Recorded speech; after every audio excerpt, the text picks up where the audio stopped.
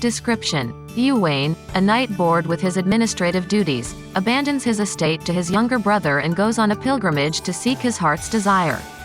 Following a will-o'-the-wisp resembling a child, his quest takes him to the city of Paladore, where he meets the Lady Aithne, half-fae enchantress. Sir Henry Newbolt's allegorical fantasy was published in hardback in Britain in 1914 and in the United States a year later.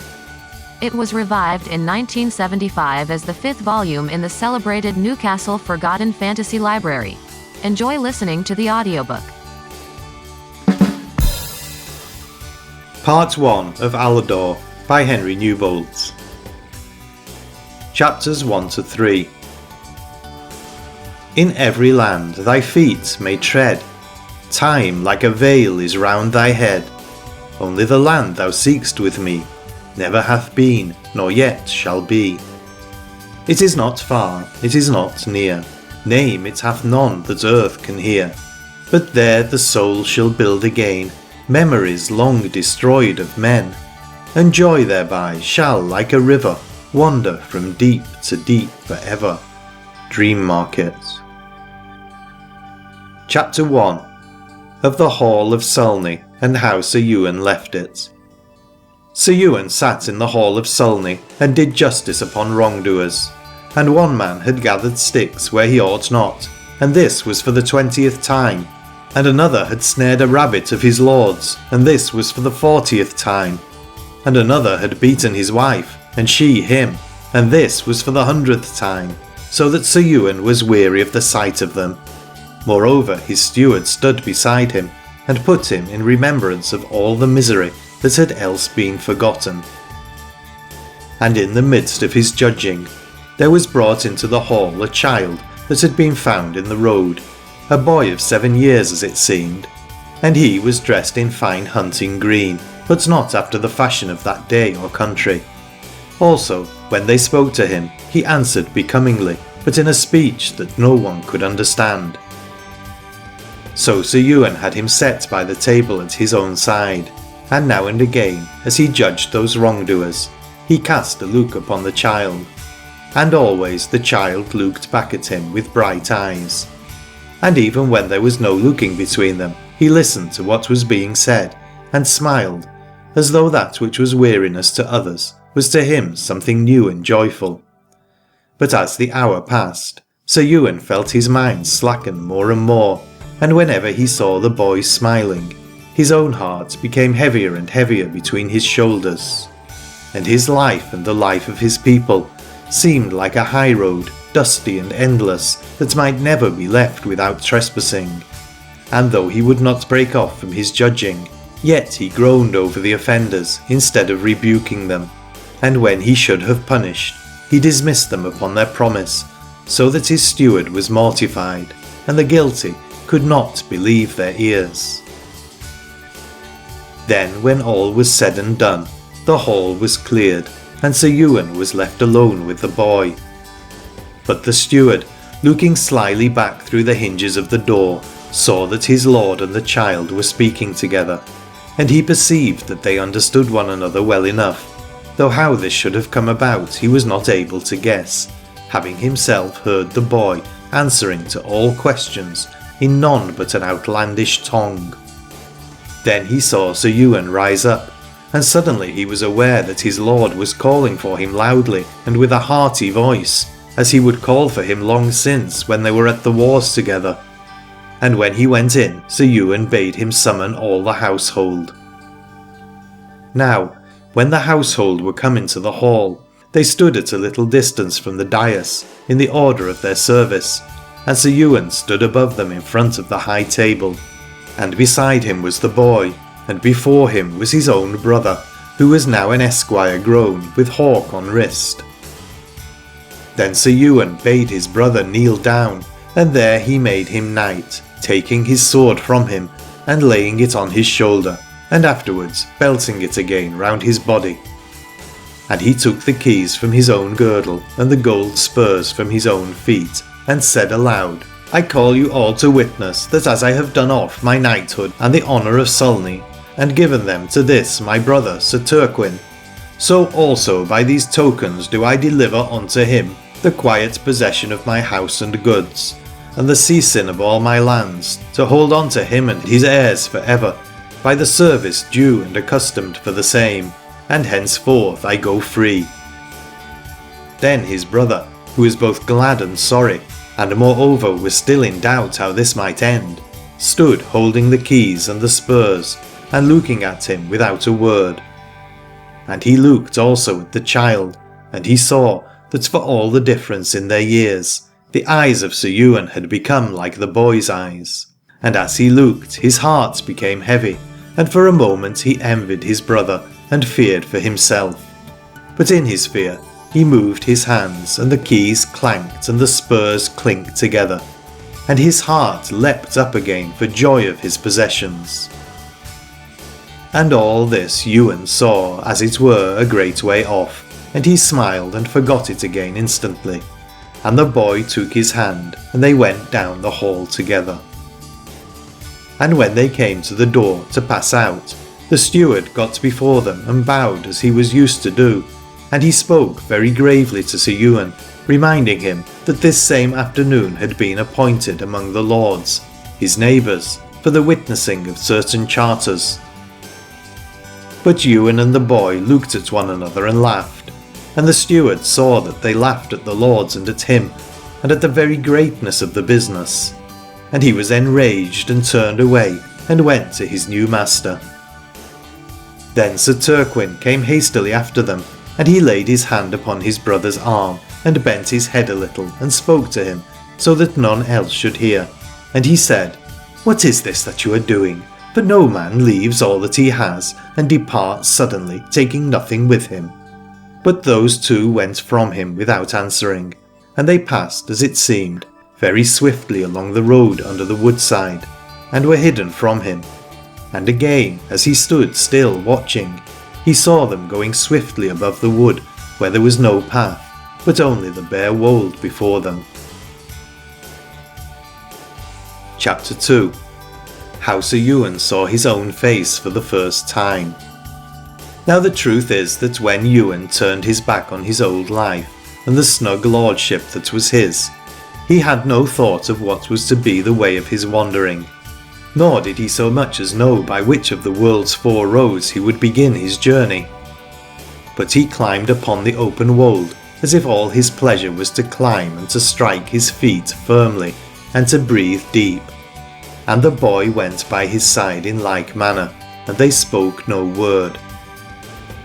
But when they were come to the height of the slope, Ywain turned and looked down upon the homestead of Sulney, and he saw it small and clear under the midday sun, as like as may be to a toy that a child would play with, and there was no man moving about it, but only the white pigeons flying this way and that upon the roofs.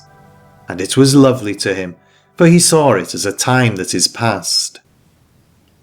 Then he looked a little farther, and he saw the broad road and dust kindling along it like smoke, and in the dust a great company riding. And they rode in order by two, and their jogging was heavy, and Ywain remembered that these were the lords who had appointed to do business with him. And because of them, the place was no longer lovely to him, and he turned away and ran quickly over the ridge, and when he could see them no more he laughed. And the boy also ran and laughed, and their laughter was as though they were both truants from school, escaping narrowly with fear and joy together. And on the other side of the ridge they cast themselves down upon the grass, and among the grass were thistles, and the thistles pricked them sharply, and they rolled and were pricked again, and laughed again and yet again. Then they set their shoulders against a bank and sat still, looking to the country that was before them. On the one hand lay the sea nearby, and upon it white sails of ships that were sailing marvellously, for though they were upon the sea, yet they sailed, as it seemed, high above the land. And on the other side lay a thick wood that hid all the far country, and before the wood was a village and a tower. And Ywain knew that village well enough, cot and lot, barn and balk, and he thought not at all of the village, but only of the wood and the great depth of it, and of what might be beyond, and so thinking he fell asleep. But when he awoke, the sun was westering, and he looked again upon the village and saw it as though it was strange to him, and he could not remember even the name of it. Then he stood up and turned towards the place beside him where the boy had been, and as he looked he was astonished, for the boy was there still, sleeping as himself had slept, but his face was like the face of an old man, and the lines upon it were countless, like bird marks on the river sand. So Ywain stood staring for a while, and he said to himself, "Now I know by the trouble in my head that either I have lost my wits as a man beat down in battle, or else in all this there is a meaning that I have known and forgotten, for it seems to be both reasonable and impossible." Then he touched the boy's hand and awoke him, and when he saw his eyes again he asked him, "Who then are you?" And the boy said, "Answer me first the same question." But Ywain would not, for he said, "Why must I answer first?" And the boy said, "Let be then, for you know already what you would answer, and there is but one and the same answer to your question and to mine." Then Ywain looked no more into the boy's eyes, but upon the ground, and bewilderment came upon him again, for he said in his heart, "This that he says is madness, and yet I seem to know that it is true." And when he lifted his head again, he said to the boy, "How can a man speak with himself face to face, and how can I, that am neither, be both an old man and a boy?" But the boy answered him, "Is not every man that which was and that which shall be? And in all the days of his life shall he not once or twice see the face of his desire?" And as he spoke, Ywain heard him plainly, but now he saw him not so plainly, though he stood looking down upon him in the same place, and he said quickly, "Tell me this then, what is my desire?" And he heard again the answer as one that hears a voice through the mist, but the words were in an unknown tongue, and he peered down and stooped, and where the boy had been, there was but the long grass and the thistles. And when he rose up again, he saw the hillside clear before him, and the sun was low, and the edges of the bents were glistening, and nothing moved among them but the wind of sunset. Chapter 3. How it's fortune to Ywain to find a staff in the place of his sword. Then Ywain turned his face towards the village, and went down the hill, and he went with a good heart, for though the boy had left him, yet he hoped not to be long without him, and even now when he looked straight forward, it seemed that he had the joy of his company and his laughter. But when he turned and looked beside him, there was but his own shadow. Black it lay and long, and about the edges of it a brightness was shining. Then he remembered that the sun was low, and night rising among the hollows, and he bethought him of his supper and sleep. So he went quickly to the village, and passed through it, and came to the farmer's house that lay beside the great wood, and the farmwife gave him welcome as one that knew not who he was, but could well pitch her guess within a mile or so.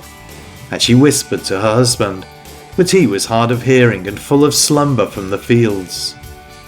So when Ywain had supped, they showed him where he should lie, and when he was come, there he laid him down, and the day went from him in a moment, and he knew no more whether he were alive or dead. But very early in the morning he awoke, and he saw that over against his face, as he lay abed, there was a window in the wall, and the window was open, and there came through it a small, sweet noise, for it was the time of sparrow chirp, which comes just before the rising of the sun. So he rose from his bed, and went to the window, and leaned with his arms upon the sill, watching for the day to turn from greyness to light. And as he leaned and watched, he heard a noise of talking in the house below, for the door was right there beneath him, and it stood open wide. Moreover, the talking was loud, for they that talked were the farmer and his wife, and she spoke loud because he was hard of hearing, and he spoke yet louder because she was his wife, and he wished his saying to prevail over hers. So she said in a high voice, "As surely as an egg is an egg, by the same token this is my lord of Sulney. Then he spoke scornfully of her and her eggs, and asked her for what reason of all the reasons on earth should such a one as my lord of Sulney come to sup in a farmstead that was none of his, and sleep in a vile bed, when he had better within a bare league. And she answered quickly, that though a thing were clean past a man's understanding, yet it might well happen so for all that. And further, she would have him to know that in her house were no vile beds, but such as were fit for any man to sleep in, and she cared not who he might be. And at that he growled a little like a dog that is made to cease barking. Then he spoke to her again, in the manner of one who deals with a child, making a show of gentleness and mastery together. "See now," he said, "and I will give you 3 reasons why you have the wrong and I have the right of it. First then, this one that has had supper and sleeping room of us is a young man, and quick to rise and sit down, but my lord of Sulney is past his youth and waxing heavy. Secondly, this one came to us walking upon his own shanks, and that no lord would do that had the horses of Sulney, for I have seen them time and again, and in these parts there are none better. And beside these 2 reasons, there is a third that you might well have seen with your own eyes, for this man's cloak is the cloak of a pilgrim and not of a lord, and his hat and staff are such as none use but wayfarers, and if you will not believe me now, you may ask him for the truth of it yourself." "That I will do," said the woman. Then Ywain fell into a study, for he saw that in despite of all those reasons, her mind was not changed, but that she would certainly ask the truth of him, and it seemed hard to him to know what the truth might be, for he remembered how he had put off the lordship that was his. But he could not tell how he had become young, nor how he had lost his sword and come by the hat and staff of his pilgrimage, so that he thought at one moment, "I am that lord," and at another, "I am not," and his life past seemed like a dream of the night. And while he was still wondering, he went down the steps, and in the room that was below, he saw the farm wife with bread for him to break his fast, and the man by the door. And against the wall he saw his hat and staff. And as he ate, the woman said to him, "Look you, sir, we are not used to keep guests that are unknown to us, but we knew you, that you are my lord of Sulney." Then Ywain said, "I am not," and immediately the farmer slapped his hand upon his thigh and shouted at his wife. But Ywain saw the woman look at him, and he looked at her, and she smiled to him, as to one that was bidding her keep a thing secret. And she said to her husband, "There's no need for you to shout, for an apple may have a red side and a green, and yet it is an apple to him that hath understanding." Then Ywain gave her thanks, and took his leave of them both, and he went out into the sunlight, and followed the path into the high wood. But he saw nothing of his way as he went, for all his thought was upon that answer which he had given, whereby he had answered others, but in no wise answered himself.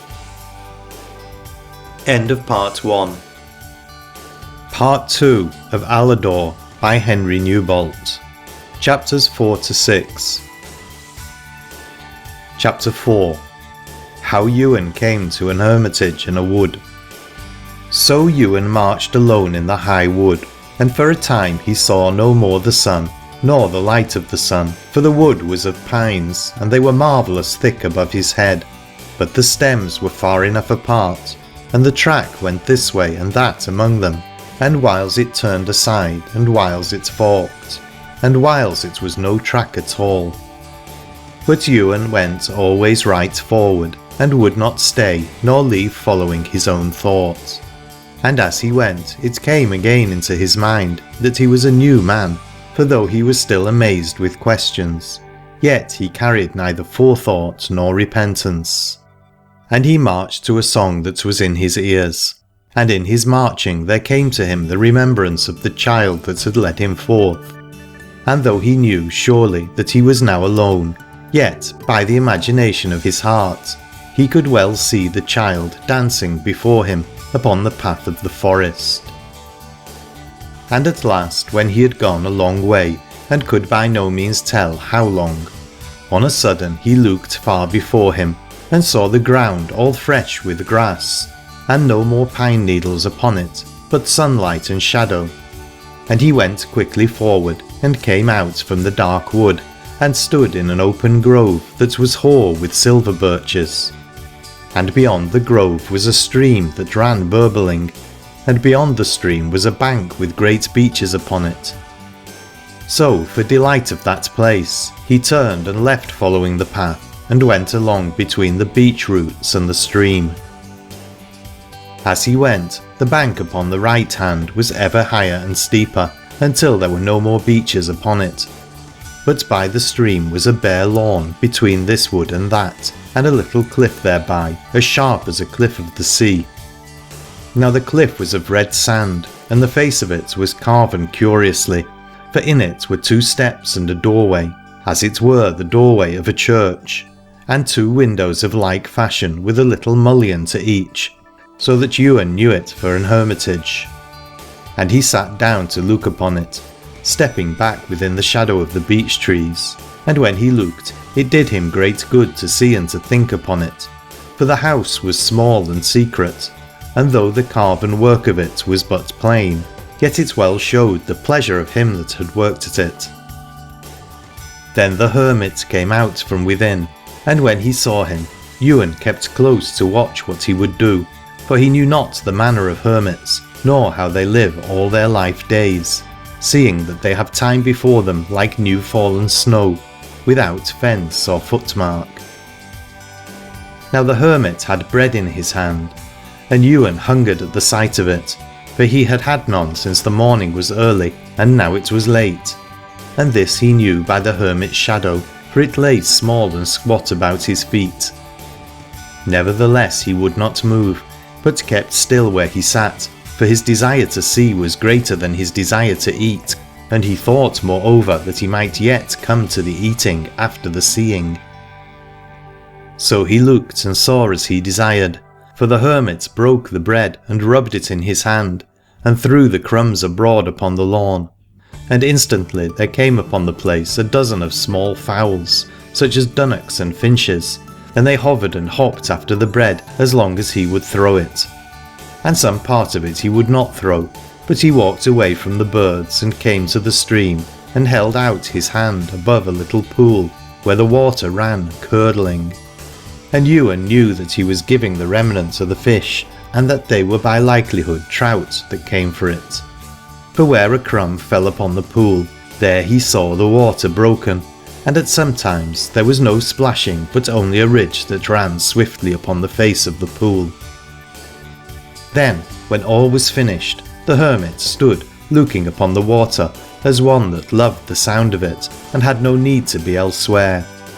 But the sun was strong upon his head, and Ywain saw how he drew his hood around his neck, where it was bare at the nape, and so went back to the house in the rock. And as he entered in at the doorway, the shadow was cool and dark upon him, and then he was gone as a fox goes into his earth.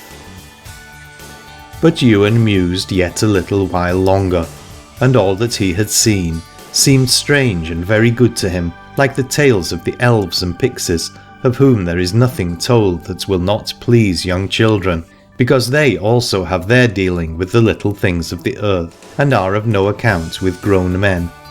And he wondered if this might be the end of his desire, to live secretly and far off from men, having his converse only with the creatures of the greenwood. Chapter 5. Of the hermit, and of his dealing with Ywain. So within a while he got upon his feet, and came to the door in the rock, and called to the hermit. And the hermit came from within, and stood shading his eyes with his hand, and asked him the reason of his calling. And Ywain answered him courteously, making as though to take his hat from off his head in sign of reverence. And the hermit lifted his eyes in the same moment, and saw that the hat was the hat of a pilgrim, and yet of no accustomed pilgrim, for there were upon it neither shells nor images. Also he saw that Ywain's cloak was not thread-worn, nor his shoes broken, and his face he could not well see for the brightness of the sunlight, but by his voice he might perceive him to be young and gentle, and none of the wandering rogues of whom all hermits dwell in dread. Then he brought him into his cave, that was as like a house as a cave may be, and he made him sit by a table, and gave him to eat and to drink. And when Ywain had well eaten and drunk, the hermit asked him concerning the way by which he had come, and the way by which he would go forth again. But he would not ask of his name, nor in what house he was born, nor even of his pilgrimage, for he also was courteous, and his mind was to pleasure his guest, and not himself only. Nevertheless, he was not willing to lose the companionship that had fallen to him until he should have heard somewhat of the dealing of men, for it was long since he had had knowledge thereof by one of like breeding with himself. So he spoke to Ywain of tomorrow, and of certain things that he would show him, and Ywain heard him gladly enough, for his feet were now heavy with weariness and good eating. And the hermit knew this by the sound of his speech, and he laid him upon his own bed, and bade him take his ease. Now when Ywain awoke, he looked first upon the wall of the chamber, and saw that there was a glint of sunlight upon it high up, whereby he knew that the day was falling. Also he was aware that there was one watching him, and when he had turned his head, he saw how it was the hermit who stood in the doorway of the chamber, and the man's face seemed to him wise and quiet, as of one that had many thoughts and mastery therewith. So they two went to supper, and this was the first time that they had eaten together.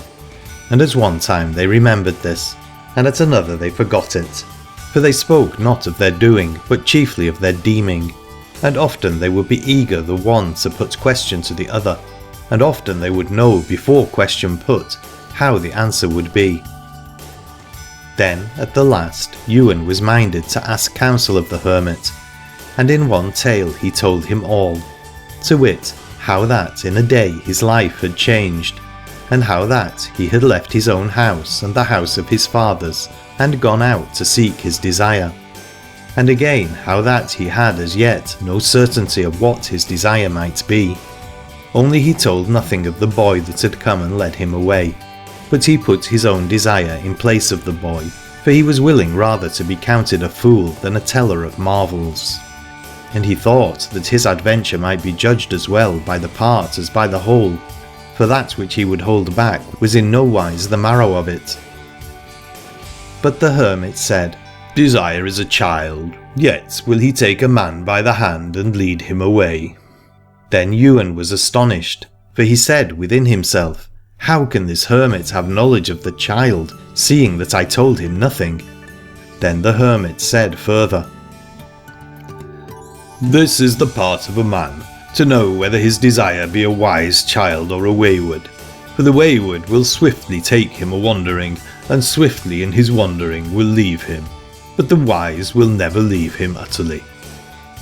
Then Ywain asked him, "By what reason may that be?" And the hermit said, "By nature, for every man is that which hath been and that which shall be." Then Ywain was yet more astonished, and his mind swung backwards, and he thought, "Certainly I must have told him, for those words are every one of them the words of the boy." And instantly his mind swung again, and he thought, "But I told him not." And he looked at the hermit's face, and saw it hardly, for the twilight was covering it from him by little and little. But he saw the two eyes of him, and they were not fainter but clearer, and Ywain's heart lay open to them like water to the stars. And he said within himself, "The words that I told not, he perceived them with his eyes." Then the hermit rose up softly and went out, and when he came again he brought heather and fern, and he made Ywain a bed beyond his own, and they slept before it was dark. Chapter 6. Yet more of the hermit, and of a word that was in Ywain's ears. In the morning when they had arisen, they went out of the house and came to the stream, for the hermit said that they should bathe in it, and he showed Ywain a pool that was deep enough. Then they did off their clothes hastily, and threw themselves into the water after the manner of otters, and at a stroke they came to the top of the pool. And there was a little waterfall there, and the stream of it carried them down, and they touched the stones and crept out upon them. Then they took the water again more strongly, and came right to the waterfall and stood beneath it, and it splashed upon their heads, and divided the hair like a cold knife.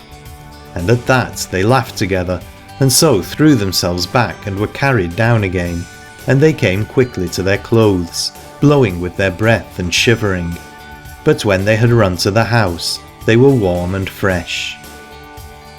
Then the hermit set 2 bowls of milk with bread upon the table, and Ywain was glad of the sight of that food, and he sat where the murmuring of the stream came in at the window, and a soft air with it, and the world was made new for him. But he ate and drank with few words, for he was thinking within himself how that tomorrow had come, and he knew not yet whether to go or stay. And often in his thinking he looked at the hermit, and the hermit looked kindly back at him and nodded, and it was as though he nodded to Ywain's thought, but he spoke nothing with his lips. Yet at one time there was a voice, and Ywain heard it plainly, and the voice said, "For delight men stay, but for desire they go forth." And he looked hard at the hermit, and the hermit nodded again to him, as though he also had heard that voice, and knew it to say truth, but he spoke nothing with his lips. Then Ywain said aloud, "Surely I heard a voice, and it was not your voice nor mine, yet it seemed to me that I heard it not in my imagination, but in my ears." And the hermit said, "I also heard it, and before this I have heard many such, and no great wonder, for in all solitude there will be voices, as in all still water there will be visions." And as Ywain heard those words he believed them, and he thought on still water, but found none in his remembrance. Only he saw before him the picture of the stream wherein he had but now been bathing, and the course of it was all racing and burbling, and where it lay more still, even there froth turned and drew together upon the face of it. And he asked the hermit boldly, "Where then is the still water of your visions?" And the hermit answered, "It is near at hand, but the looking is longer than the way thither." End of Part 2. Part 3 of Aladore by Henry Newbolt. Chapters 7 to 9. Chapter 7. How Ywain looked into the water of a well, and of that which he saw therein. Then they rose up and went out, and the hermit showed Ywain a little path that went along under the cliff, and so into the wood beyond.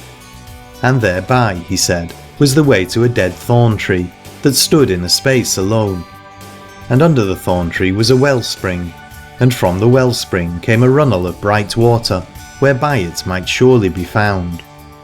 Then he put a wheaten cake into Ywain's hand, and said to him, "Farewell now for today, and at supper time come again with your visions, and we will talk of them together.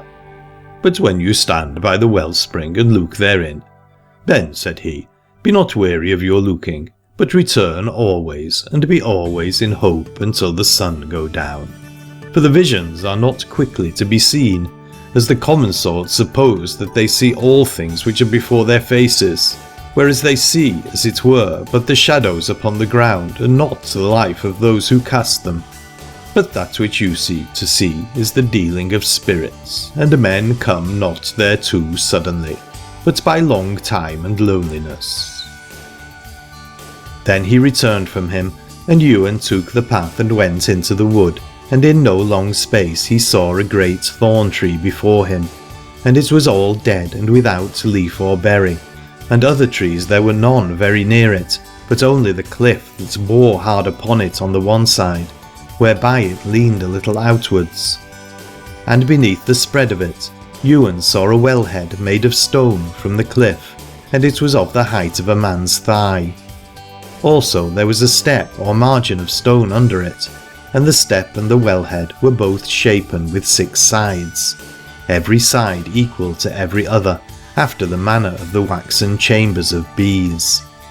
And when Ywain came nearer, he saw that the spring rose in the wellhead within 4 fingers of the brim, but it could not rise above the brim by reason of a little sluice below that was made in the stone above the step, and a runnel came therefrom of bright water, and went into the wood darkling.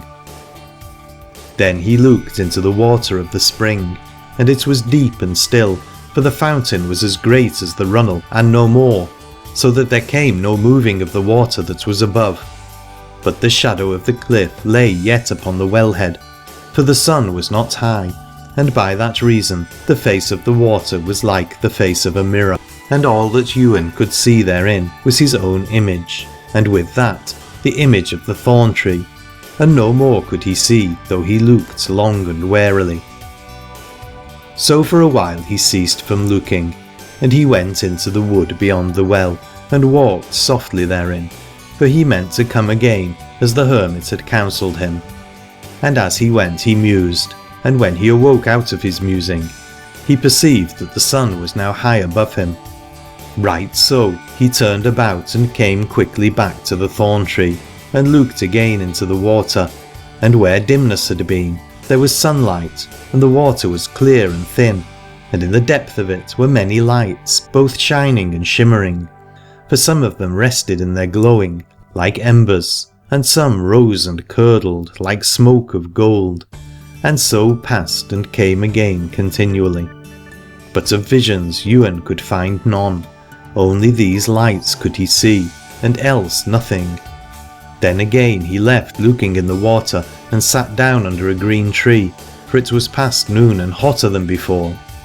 And he took his wheaten cake that the hermit had given him, and ate it sitting there.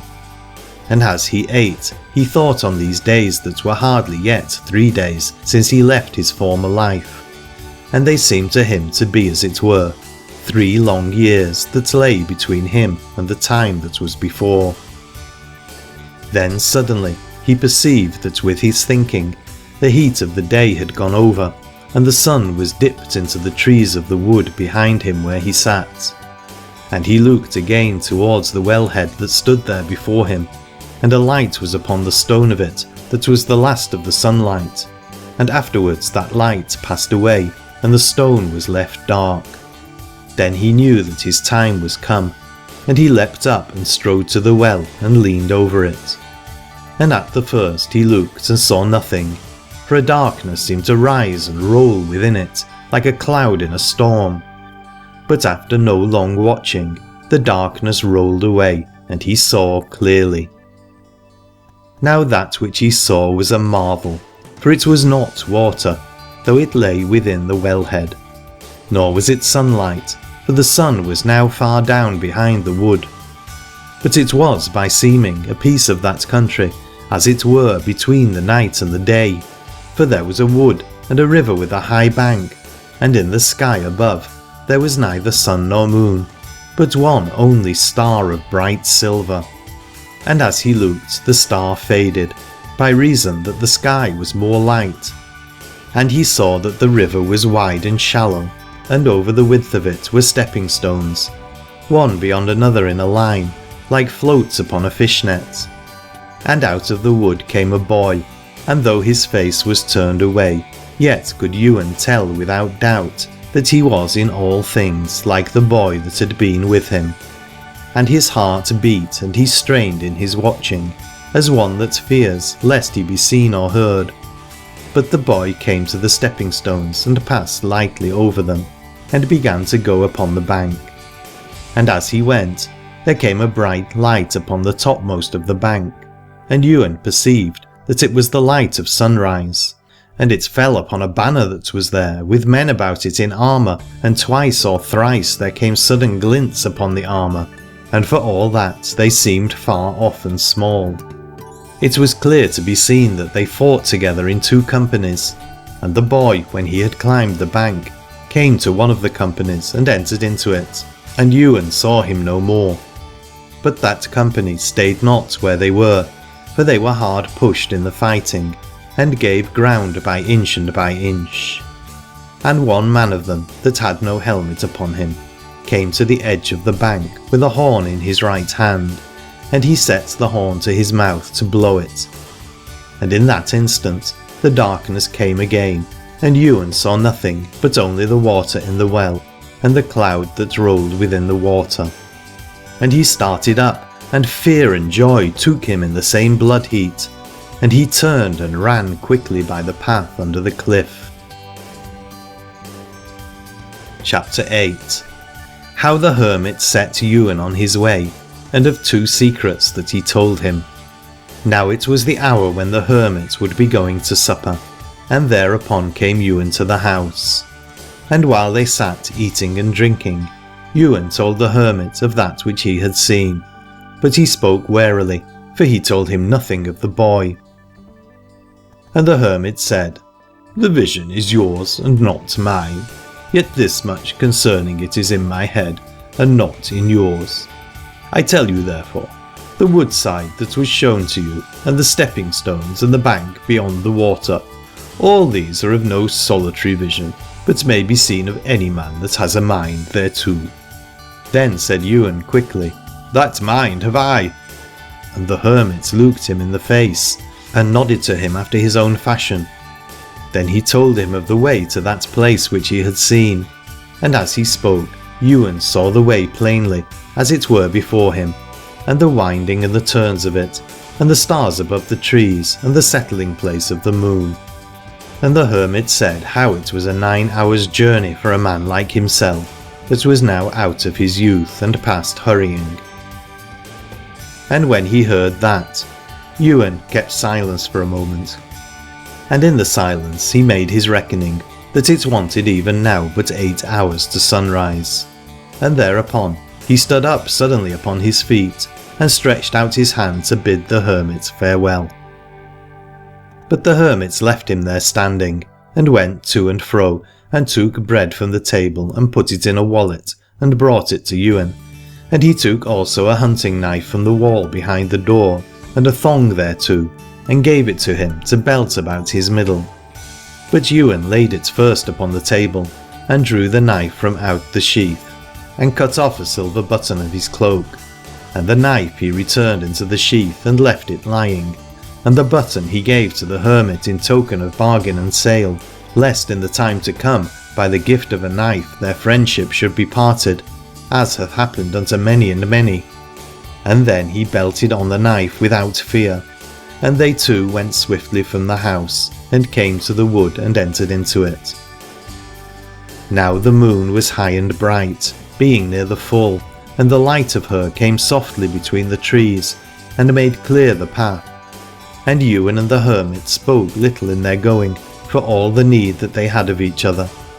But their speech seemed to them as it were forbidden, by reason of the shadows. So they went dumbly for the most part, walking the one before the other, and making great haste. And when a full hour was gone, they came to an open heath that was beyond the wood. And the hermit stayed there, and set him down upon the heather. And he said to Ywain that he could go with him no farther, for the moon was fast southing, and he was an hour's journey from home.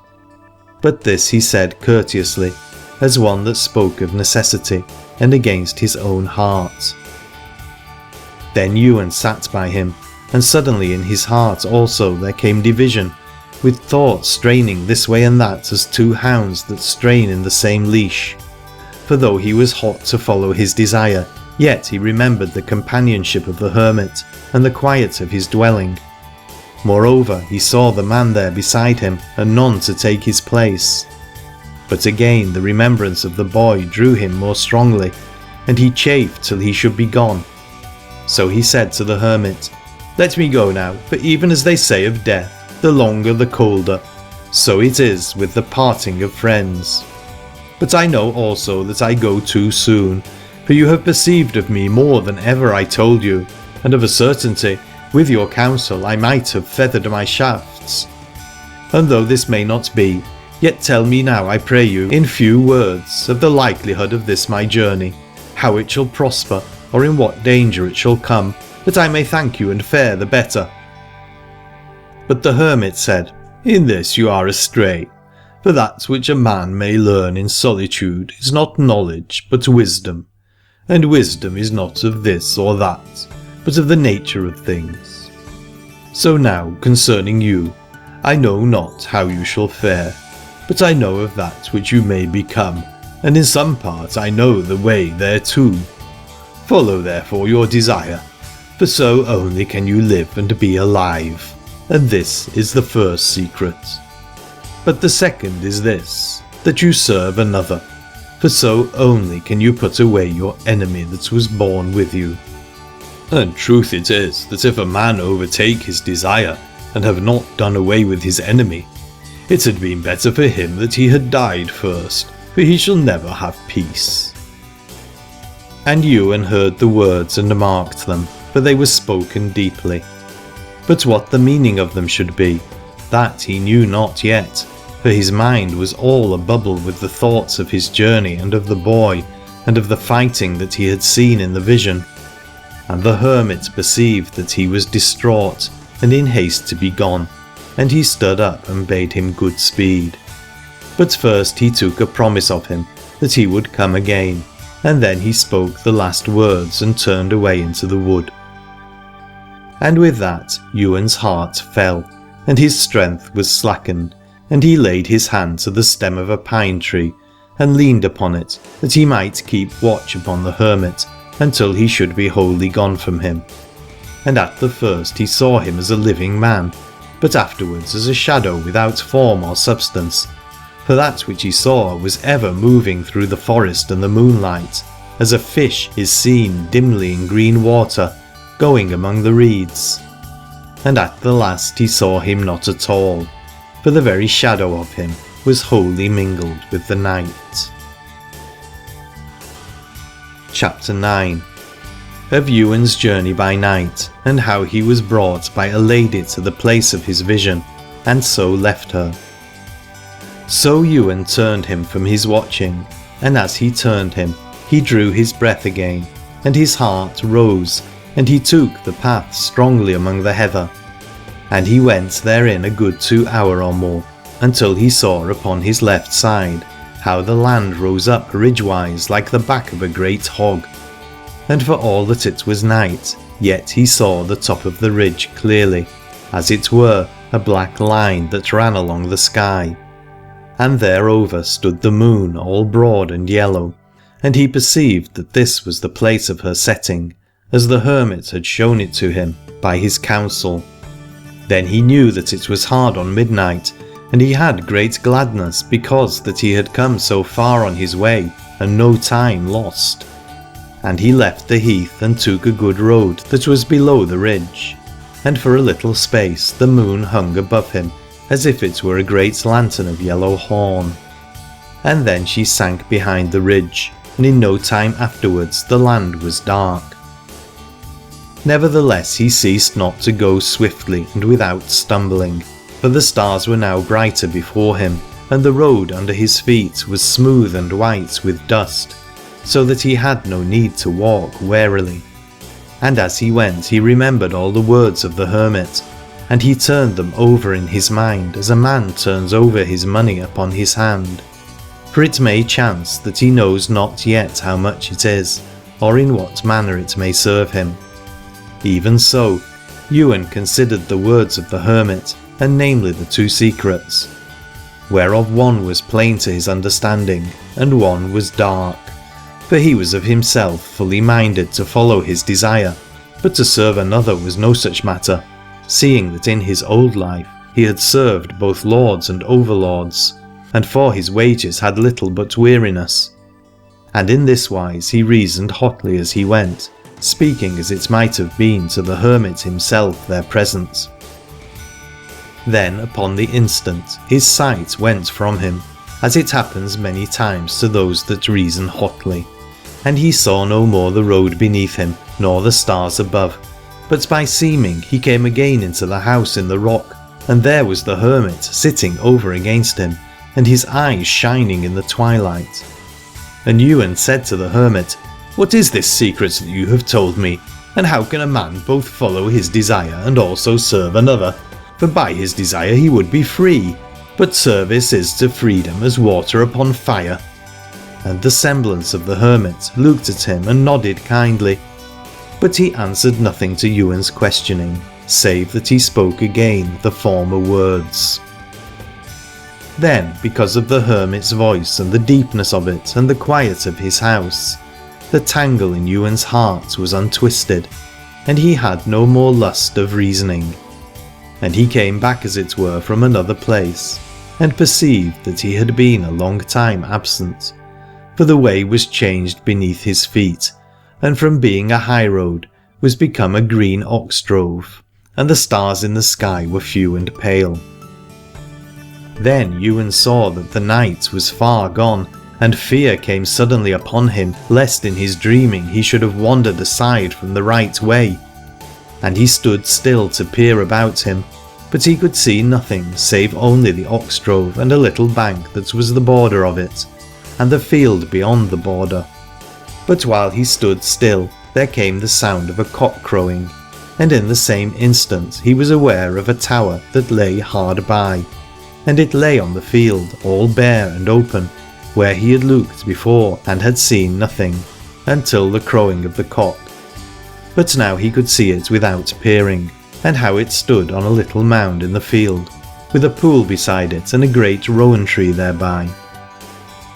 Then he made to go to the tower, and when he came to the bank to pass out of the ox drove, he found a gate therein, and he looked over the gate and saw how there was a door opened in the tower, and a woman that came out of it, and she began to go towards him over the field. So he passed through the gate and went out to meet her, and as he went, he perceived that she was some great one, for she was richly arrayed in colours all of blue, and her raiment was close about her, as the sheath is about a flower. Also she wore a veil and not a hood, and the veil was upon her head only, and not upon her face, and it was light and cloudy like smoke in still air. And when they two drew together, the lady bade Ywain good morrow, and great wonder took hold upon him, for her voice came to him as it had been out of old memory, and whereas in her outward seeming there was nothing that was not strange to him, yet by her speaking he was persuaded heartily that he had known her all the years of his life. Then she asked him whither he went, and he began to tell her of the place of the stepping stones and of the fighting beyond the water. And she heard him courteously, but while he spoke she ceased not to go forward, so that in a short time they came again to the bank and the ox drove. And Ywain looked before him in the half light, and again he was amazed, for the gate was there by which he had passed out, and beside it were two horses, a white and a black, and by their bridle reins they were tethered to this post and to that. Then the lady came to the white horse, and she laid her hand upon the mane of him, and her one foot she gave into Ywain's hand, and so went to saddle and rode fast away. And Ywain took the black horse and followed hard after her. And they rode long, and the sky lightened towards dawn, and they went ever faster and faster, till the wind rushed by their faces as a stream rushes by the stakes of a weir. So they came to a wood and coasted it, for the trees of it were set so thick together that no horse might go therein. Also the land fell sheer and sudden within it, and in a 5 furlongs more the lady stayed her galloping, and she leapt down and cast away her bridle rein, and turned her into the wood. And Ywain followed after her, and she caught him by the hand, and they two ran down the wood together, with pain and stumbling. And they came to the edge of the wood, and the land there was level, and Ywain looked out between the trees, and saw the place of his vision. For there before him was a meadow, and a broad water with stepping stones, and beyond the water was a bank, and upon the top of the bank there went a banner, with men fighting about it. But child there was none to see, neither upon the stones, neither upon the bank. Then Ywain raged within himself to go forward, but first he turned him of his courtesy to give thanks to the lady, for he said that without help of her he had never come there, whereby he was wholly bounden to her, if that she would command him in anything. And she looked him in the eyes, and said to him, Yea, sir, are you so bounden? Then have I found a friend to my need, for I have 100 knights that are sworn of my allegiance, yet there is none of them that serveth not his own desire before mine." Then despair came upon Ywain, as upon a wild thing that is trapped, and he struggled blindly and saw no way out. And in his struggling he heard the sound of a horn that was blown behind him, and he turned about and perceived him that blew it, standing upon the height of the bank. And at the blare of that horn all the blood of his body was made fire, and he left the lady alone, and went furiously up to go into the battle. End of Part 3. Part 4 of Aladore by Henry Newbolt. Chapters 10 to 12. Chapter 10. Of the Lady Aithne and of the gifts that she had from her birth. Now we leave Ywain to his fighting, and turn we to the lady that was there heavily cast down to be so left and be nothinged. For she was of all earthly women the most beautiful and the wisest in magic. Yet she had great need of such as would serve her truly, for her life was full of pain and perplexity, being divided in a strange manner between two realms. And this came of no sudden hap, for it fortuned so to her from her birth, and was according unto her nature, as I shall show you. First then, she was of a high lineage, and descended out of Faerie, for her father was Sir Olga, Lord of Kerioc, that lies over beside Broceliande, and her mother was called the Lady Aithne of Ireland, and she came of the kindred of Phelim of the Sidhe, that was called Phelim of the 9 shapes, by reason that she could take on her 9 shapes, and each more beautiful than other. Therefore the Lady Aithne would have called her daughter Phelima, but Sir Olga named her with the name of Aithne, and she was called thereby all her life days, as for her earthly name. But of her elfin nature she had other names, as was but reason, and in especial one name she had, that none ever knew but Ywain only. So of that name I shall make no more matter. Now when the Lady Aithne had been some while wedded, and was looking for her child to be born presently, upon a night she lay abed in the castle of Kerioc, and midnight was 2 hours past, and there was none waking but that lady alone. And in her chamber was a fire of wood burning, for the year was still cold and hard, and the fire was bright and cast upon the wall of the chamber both light and shadow, and Aithne lay so upon her bed that she saw not the window but the wall only, and she perceived that the shadow upon it was the shadow of her nurse that was fallen asleep beside the hearthstone. Nevertheless, though the nurse slept, yet were there voices in the chamber as of 2 women beside the fire, and Aithne knew well that they were fays or women of the Sidhe, seeing that there were upon the wall no shadows of them but only of the nurse. So she lay still to hearken what they would say, and one said, "The child shall be a woman, and I give her the gifts of womanhood, for her skin shall be white as the swans of Angus, and her eyes grey like the dawn, and the colour of her cheeks soft like the sunset.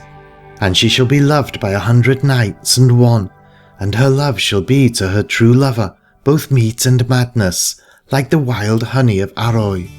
And so is my giving done." And the other said, "The child shall be a fae, and I shall give her the gifts of faerie, for she shall hold of me the realm of Aladore, that was the rhymer's heritage. And of her own magic she shall come thereto and therefrom all her days. And so is my giving done." Then the 2 voices fell silent, and Aithne turned upon her bed, that she might see after what likeness they were that had spoken. And she saw no one by the fire save the nurse only.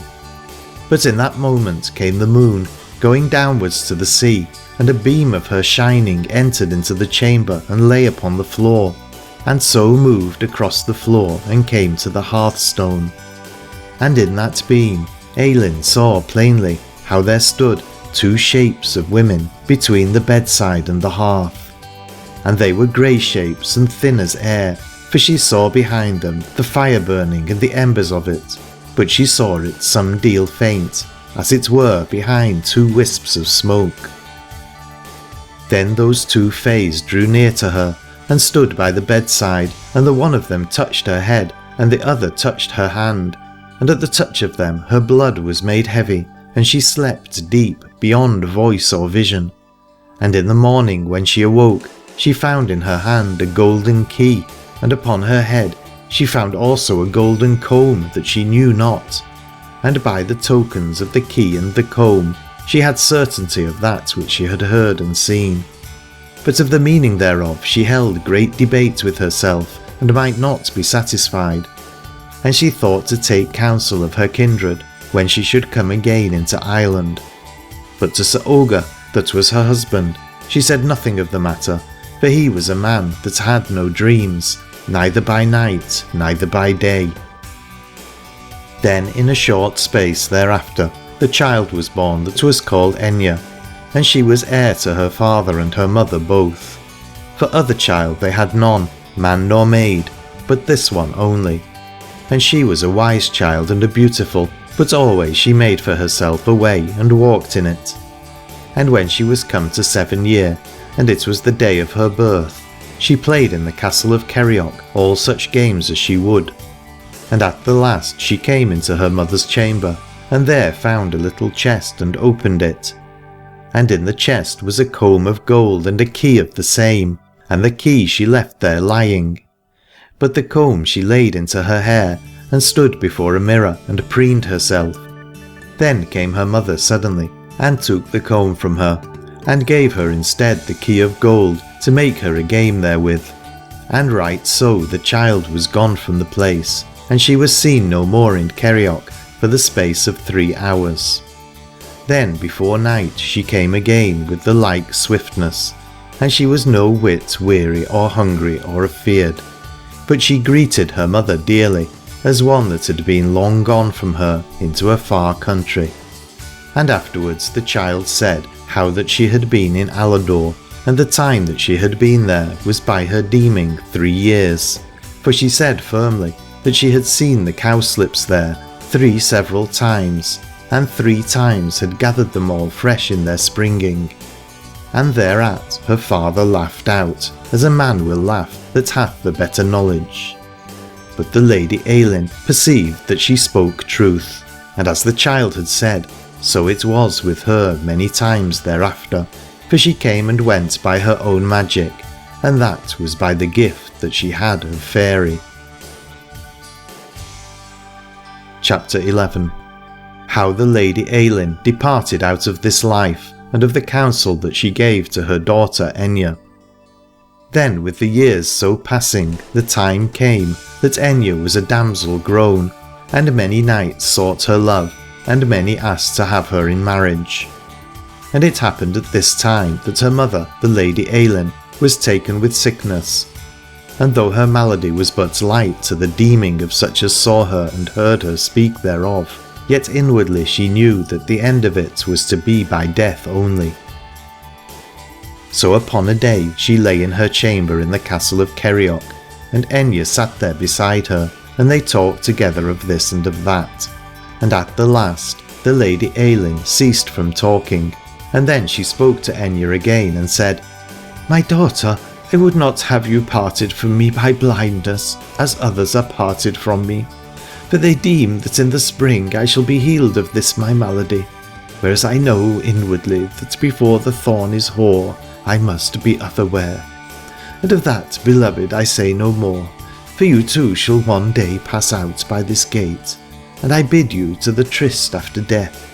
But as for your earthly life, I have a counsel for you, that you consider well to whom you give yourself, seeing that a woman should not love but after her own kind, and for one such as you are, this may well be a hard thing to compass. For the half of your heart is with the fairy, and the half of your days you live in a land that is no land of men. And of that land I also have had knowledge, for I was some while there in my maidenhood, and though I came never there again, yet have I remembered it in my dreams, and I know this, that few men find the way thereto. Yet will a maiden think, as I also thought, to take a man for lord and lover, and to bring him in thither, but the magic of it is not so, for every man must win there by his own desire. Choose then whom you will as your sovereignty, but if it may be my daughter, before your choice be uttered, come you up hither into this that was my chamber, wherein also you were born, and remember me, and how that I spoke with you of that realm that is your heritage. So shall your choice be my choice, for good fortune or for ill, and we two shall not be parted." Then Enya, when she heard those words, held her mother fast by the hand, and bowed her head down upon the pillow beside her, and she wept bitterly, for the heart of youth cannot bear to hear speak of death and departing. And it is no marvel, seeing that the darkness is great, and the tryst is very far off. So it was with Enya at her mother's departing, for in no long time afterwards that lady's life failed her, as in this world, and she was gone. But Sir Ogier, for all his grief, was still the more minded to make for his daughter some marriage of good counsel, for he held women to be as it were ships, that may fetch and carry well enough, but without a master they are blown about and go no whither.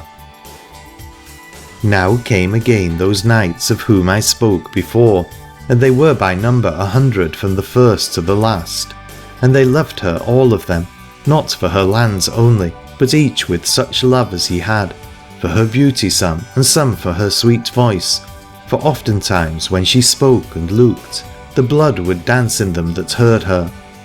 And many there were that came from far countries, whereof some sought her for the praise that went abroad of her, even to the out isles, and some for the renown of her father Sir Ogier, for he was a great knight under shield, and a hunter that never knew weariness. And thereby he came quickly to his end, for he took the river with a horse that was wholly spent. So Enya was left alone, and her loneliness was great, for always in her castle of Kerioc she saw the faces of them that were otherwhere, and at night she had no peace for the crying of the sea-birds. And many times she made escape into her realm of Aladore, but there also was loneliness, for she had found as yet no soul to dwell with her. I speak not of fays, for of them there was great plenty, but they have no comfort in them, for they are born of moonlight and not of blood and breath. Therefore also they are from the beginning without transgression, and they know not pain or memory, neither do they fear or hope at all. And of these Enya took no count, save that she dwelt often with them, and was their lady in Aladore. But of the knights that were her earthly servants, she took much pleasure and perplexity, and to one or another of them she came near to have yielded her. Yet when the time came, at every time she held aback, for she remembered her mother the Lady Aithne, and the promise that she made to her at her departing, and always when she thought of her words she saw that they were true. And therewith she remembered a saying of her father, and she saw that this also was true, as for the most part, for he had said of men and women that though they be born of one blood, yet they are ever strangers each to other, both by kind and by custom, and though they sit at one board and lie under one blanket, yet they dwell apart all their life days. But Enya hated that saying in her heart, and in her hope she bettered it. Chapter 12. Of the warring of two companies, and how Ywain did battle for the one of them against the other. Mark now that which I tell you concerning the Lady Enya, for after the manner of minstrels I tell you both that which she knew herself, and that which she knew not. First then she knew not, for all her magic, that this was a man of a strange fortune, and as it were born again by the casting away of his possessions. Nor she knew not yet what her spirit and his spirit had perceived at first sight, each of other. But she knew in her heart darkly that he was either boon or bane to her, for of his coming she had been warned without words, as it will happen to those that have the gift, and this also darkly, that his looking and his speaking were both to her mind, whereby she was the more cast down at his breaking from her, and again she knew not wherefore he should wish to go.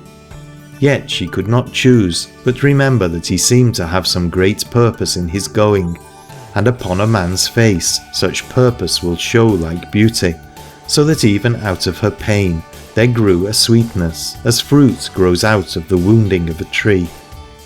But Ywain thought not at all of her, neither darkly nor clearly, for he saw the banner upon the top of the bank, and under it the two companies fighting. And they fought in a green ground before the gate of a city. And they that fought to keep the city were all of a likeness, armed every one in black armour, and their banner was of black with a golden tower upon it. But they that strove against them were furnished scantily and piecemeal, no two alike, save that every man of them had a sword in his hand, and upon his body a badge of silver scutcheon with an eagle displayed therein. And though the badges were of one fashion, yet they were of diverse colours. Now when Ywain came to the top of the bank, he saw the companies and the city some deal beyond them, and he looked about him to see the boy, and saw nothing of him. But hard by there was a man there standing, the same that had blown upon the horn, and beside his feet upon the grass lay two naked swords. And as Ywain looked towards him, he threw down his horn, and took up the two swords, and the one of them he gave into Ywain's hand, and the other he took by the hilt. And without a word said, they too began running towards the banner, for it was some way from the bank thereto. And when they were come there where the banner was, Ywain saw that the companies had ceased from fighting, and were standing apart. And they were glad to do so, as he guessed, by reason that the men of the tower were weary and fordone with the burden of their armour. And as for the men of the eagle, they were beaten back, and there were many of them wounded, and some dead men. But the battle in this manner standing still, there came forth a man of the tower, armed at all points, and he mocked the men of the eagle for striplings and fools, and defied them to fight with him, man to man, and one down another to come on. Then when Ywain heard those proud words, it seemed to him as though the quarrel were his own quarrel, and the scorn of his proper enemy, for he looked upon the company of the eagle and saw them as men, enduring with weariness and pain. But those of the tower he saw not as human flesh, but as ironwork of artificers, multiplied according to one pattern, and without blood or mercy in them. And he hated them, and the green earth went red before his eyes. Then again his blood changed, and his heart became hard and smooth, and cool like the heart of oak. And he stooped slowly, and took from a dead man the badge that he had worn, and made it fast upon him. And he threw down his cloak, and in his left hand he took the knife that the hermit had given him, and in his right hand the sword. And he stepped forward until he came within 5 paces of his enemy. And the two companies drew near to watch the fighting, and the man of the tower let close his visor and came on.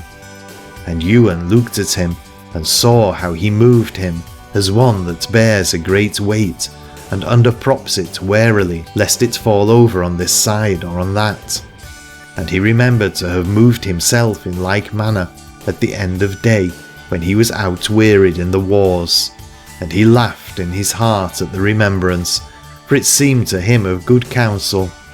And in that moment he saw his enemy make at him to strike, and he caught the stroke upon his sword, and put it by, and ran in upon him as dog runs in upon dog, and caught him by the throat, and shook him one way with his arms, and another with his knee, and threw him down upon the ground.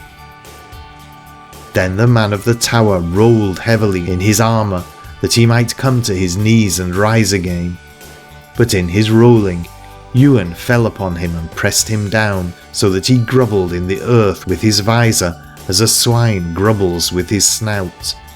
And Ywain held him so, and leaned upon him, and he struggled with his legs a little, but no long time, for his breath left him. Then Ywain found the lace of his helm, and with the hermit's knife he cut it to recover him. And in the cutting of it he was aware of a great shouting and ramping all about him. And he looked up and saw that the men of the Eagle had run in upon those of the tower, even as he had run in upon his man, and had toppled them in like manner, and they were prizing them open with their swords, whereby in short space they had them all unharnessed and disarmed. Then Ywain got him to his feet, and the rest in likewise, and they of the Eagle gave the banner into Ywain's hands, and set him in the forefront, and they marshalled the men of the tower as beaten men behind him, and so set forth with shouting towards the city. End of Part 4. Part 5 of Aladore by Henry Newbolt.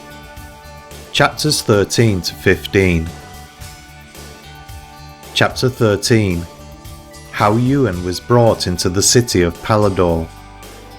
Well may you imagine that Ywain was astonished as he went, for it came upon him coldly that he knew not what he had done, nor wherefore, and moreover he saw that he had not yet come to the end of the matter, and he would willingly have questioned those who went with him, but they were every man of them a bawling and a singing, and when he spoke to them they answered nothing to the purpose, but continued praising him and giving him joy. And so with great tumult they came before the gate of the city, and there was Ywain yet more astonished, for he had thought to find it well shut and defended, but now the barriers were down and the gate was open, and upon the gatehouse and upon the walls there stood a multitude of people past counting, and they cried, "An eagle! An eagle!" and shouted for joy, every man louder than another. Then Ywain and they that were with him entered the gateway, and passed through it, and began to go into the city. And certain of the townsfolk took the banner from between Ywain's hands, and carried it before him, and others of them pressed upon the beaten men of the tower, and jeered at them by their names, and cast dust upon their heads. And so they came all together to the marketplace, which was great and square, but the crowd of them filled it from side to side and from end to end, and stood therein as close as standing barley. Now on one side of the marketplace was a high hall, with steps thereto, and those that led Ywain brought him to the steps, and made him stand there upon a width of stone, where he could be seen of all. And the multitude threw up their hands and waved them at him, crying that he should speak to them. And this he would have done willingly, as one not unused to speak before others. But what he should find to say to these men, that he could no more tell than a babe unborn, for he was alone in a strange world, and the time of his understanding was not yet begun. Moreover, though the secret of Solomon had been in his mouth, yet he could not have uttered it for the noise of the shouting, which came about him like the clamouring of rooks when they are fluttered, and so continued for the space of a good hour. And an evil hour it was for him, seeing that the sun was now high and fierce, and the burden of it made his back weary, and the noise became as it were a bruise within his head. And at the last, when it was now hard on noon, he saw that the crowd was moved and parted to right and left, and through the midst there came a train of great ones, walking slowly between halberdiers and trumpeters. And they came upon the steps of the great hall where Ywain was standing, and saluted him with bowing. And two that were servants brought him a robe of black, broidered with gold, and they made as though they would have taken from him his cloak of pilgrimage.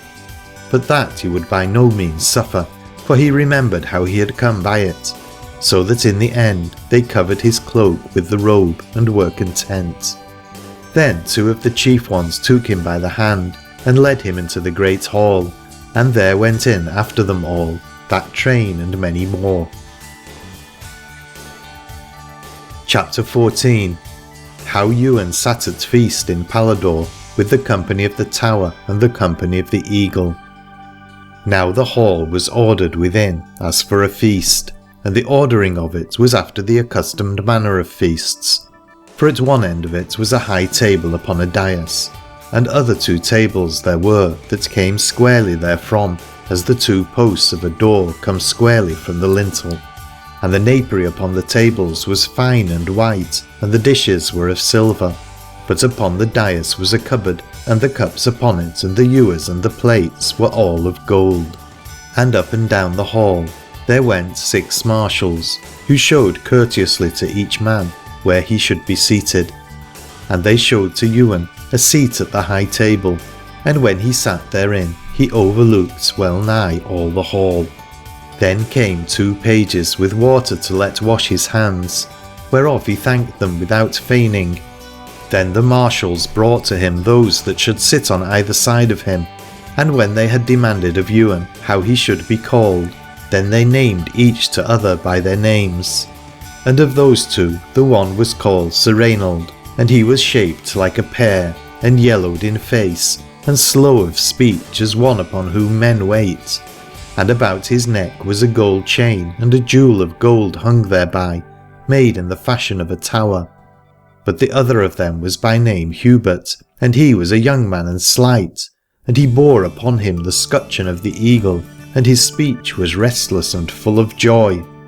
Then stood up a great archbishop, and a herald smote upon the table, and called loudly for silence.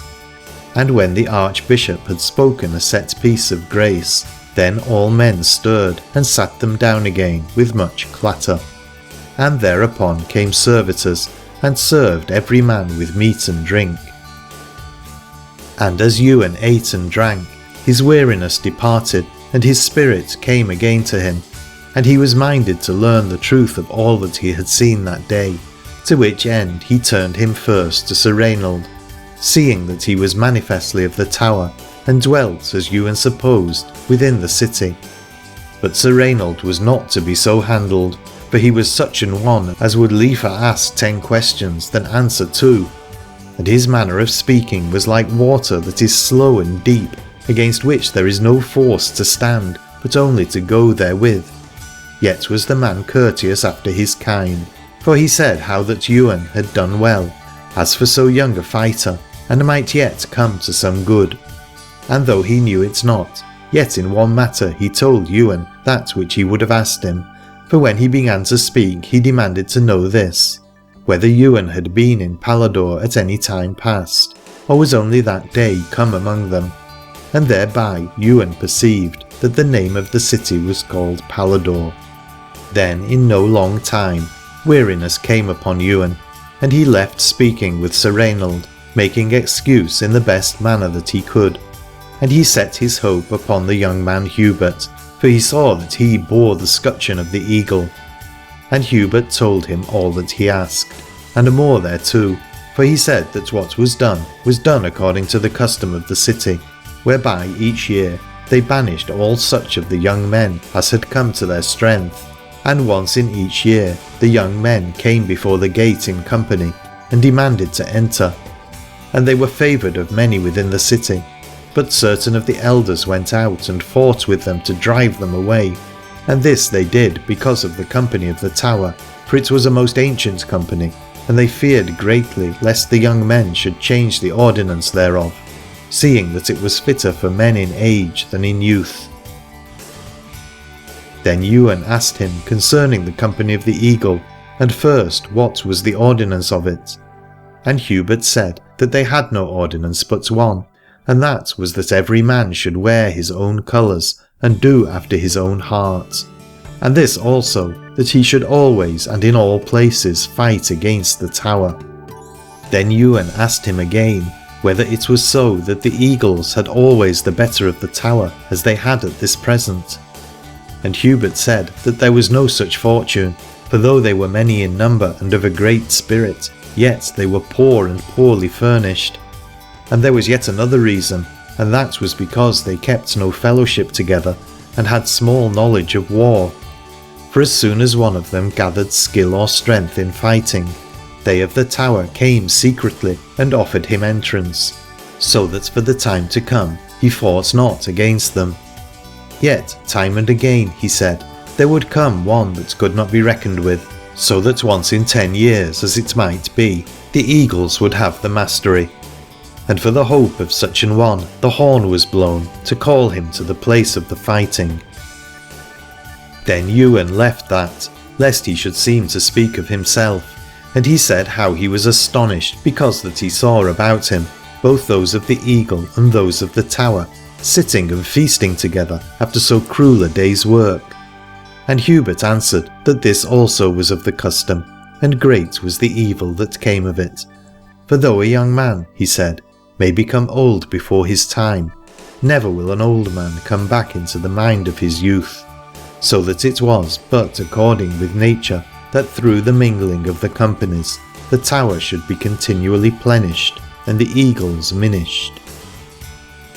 Then the herald called again for silence, and Ywain and Hubert spoke no more together. And when the archbishop had chanted yet another piece, then all men went out from the hall. Chapter 15. Of the gifts that were given to Ywain, and of a dream that he dreamed. And it was now long past noon, but the crowd continued still in the marketplace. And when they saw Ywain come out upon the steps, they shouted again. For above all things they loved to see fighting, and to hear tell of it. Also they were glad when they saw the eagle go before the tower, for men will reverence their betters, and yet take pleasure to see them discomfited. Moreover, they of the tower ruled continually over them, and were thereby the heavier to bear. But they of the eagle came only to make sport for them. Ywain therefore perceived that the commons held him in honour of their own goodwill, but the great ones he deemed to be his friends, in fear rather than in love, honouring him for the sake of the custom, and because he had the goodwill of others. Nevertheless, they spoke not so, but continued in their courtesy, for they set him in the midmost of their train, and brought him through the city, to a house that was made ready for him, and the house and all that was in it they gave him freely to have and to hold. Furthermore, they gave him certain customary gifts in such case provided, and first a hogshead of wine very sweet and very drowsy, and this was the gift of the eagles, and second, a silver collar, that all men might salute him whensoever they saw it, and this was the gift of them of the tower, for they themselves loved such greeting beyond measure. And the third gift was a full bushel of gold, and this was the gift of the whole city, and the greatest of the three, for in Paladore they have a saying that gold is the noblest of the metals, and nobleness they honour above all virtues. Then, when they had given Ywain these gifts, they took their leave of him as for that time, and Ywain thanked them as best he might, and made fast the door of his house. And for a short space he was content to look about him at one thing and another, as a child will play with his toys when they are new.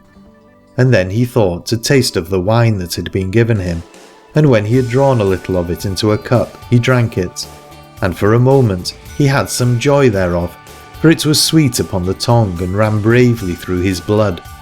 But afterwards the drowsiness in it was yet stronger than the sweetness and the bravery, so that he desired no more to live, but only to dream, and instantly he had his desire. Now in his dream it seemed to him that he awoke out of sleep, and saw that the sun was set and the moon rising, and in the moonlight he saw beside him a boy weeping, and it was the boy whom he had followed and found not. Then Ywain had great pain at the heart, and he asked him the reason of his weeping, and the boy gave him no word, either of reason or unreason, but continued weeping pitifully. So for comfort, Ywain took him by the hand, and instantly the boy left weeping and made to go forth. And he led Ywain from the house as formerly he had left him from the house of Sulney. Then they two went through the streets together, and came quickly to the gate of the city, that was the same by which Ywain had come in. And the gate was shut and locked, and the porter gone within the gatehouse. But the boy laid his hand against the wicket and opened it lightly, and he drew Ywain after him, and they went out towards the place of the fighting. And the boy stayed not there, but went forward to the edge of the steep bank and looked towards the wood. And Ywain also looked with him, and he saw the river and the stepping stones and the meadow ground beyond them. And by the woodside was a poplar tree new fallen, and thereon he saw under the moon that lady sitting. And suddenly in his dream he repented him that he had so left her, and he well knew wherefore the boy had wept. And they two ran down to her together, and Ywain cast himself before her, and he laid his hands between her hands, and sware by his faith to serve her truly. And in his dream she looked kindly upon him, and he saw her eyes, and they were grey like the dawn, and filled with coming brightness. So he turned him about to bring in the boy, that he also might be comforted. But the place was all clear moonlight, and the boy there was none, neither to right nor to left. Then the lady rose up and went towards the city of Paladore, and Ywain went with her, and she brought him to the gate, and it was shut. But with her hand she touched the wicket, and so opened it, and they entered in thereat. And in short space they came to Ywain's house, and passed it by. And when they had gone some deal farther, they came before a house that Ywain knew not, where was a great shield of arms beside the doorway. And there the lady stayed, and she looked at Ywain, and he at her, and when he thought that she would have said somewhat, she turned her away. And she went from him into the house without word spoken. Then Ywain also went his way, and as he went in his dream, the moon set and the sun rose on Paladore. End of Part 5.